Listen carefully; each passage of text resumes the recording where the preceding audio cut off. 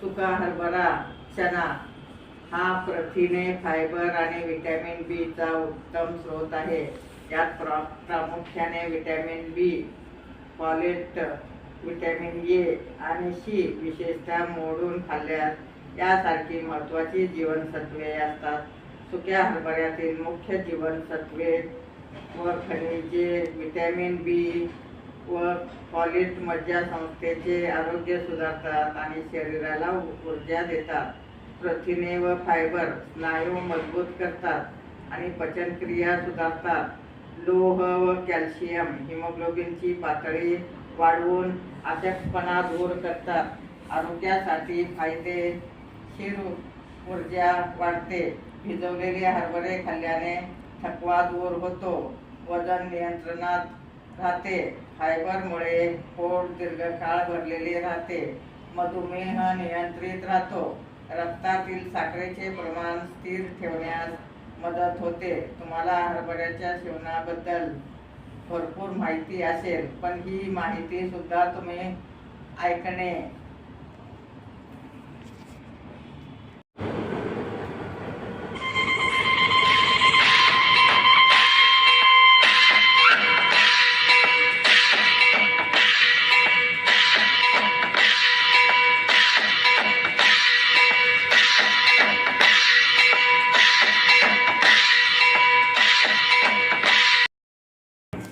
नमस्कार, मी सौ निर्मला आपशिंगेकर आज आपणास हरभऱ्याच्या उसळीची रेसिपी सादर करीत आहे.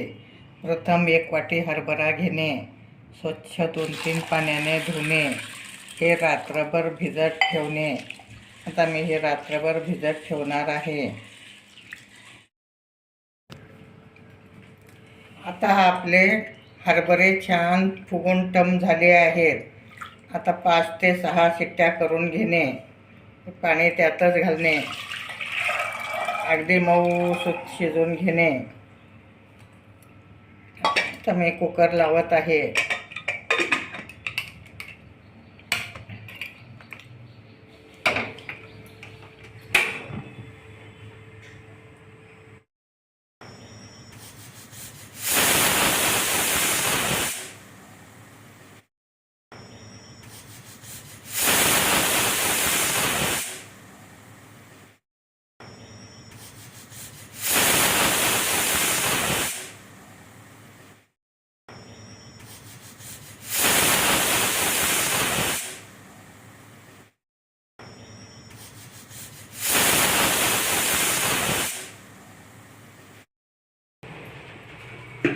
आता आपला हरभरा वाफून झाला आहे. आता तेल गरम करायला ठेवणे. अगदी तेल छान गरम झाल्यानंतरच जिरे मोहरी घालणे. मी मध्ये घालण्यासाठी बडीशोपची पावडर घेतली आहे.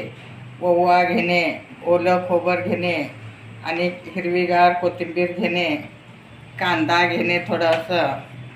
आता आपण मोहरी आणि जिरे घालत आहोत. हे हरभरे खूप पौष्टिक असतात आणि खायलाही खूप चविष्ट असतात. तुम्ही सुद्धा नाश्त्यासाठी करू शकता. अगदी खूप पौष्टिक असतं हरभरा हे.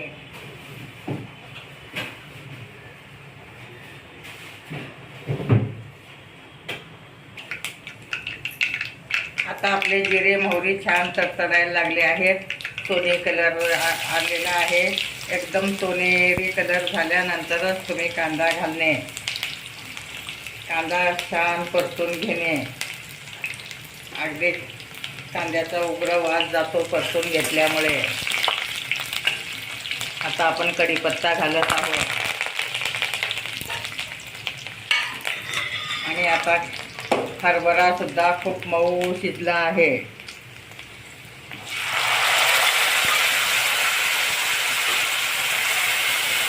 त्या साईडमध्ये हरभरा परतून घेणे, तिखट मीठ हळद घालणे. आता थोडी हळद घालत आहे आणि थोडी लाल मिरची घालत आहे आणि मीठ चवीपुरतं मीठ घालणे. हे सगळं एकत्र परतून घेणे.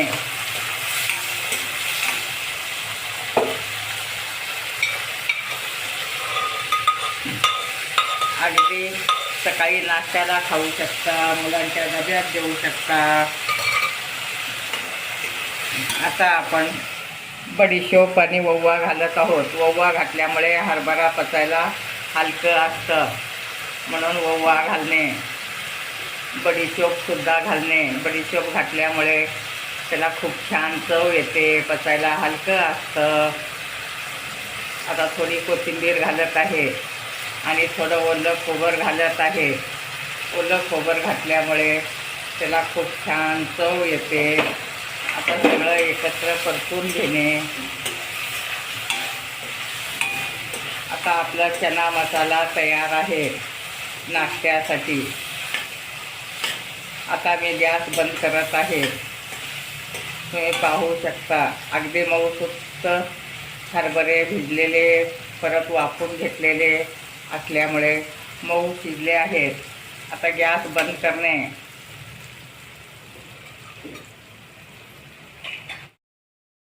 आता आलं लसणाची पेस्ट घालत आहे.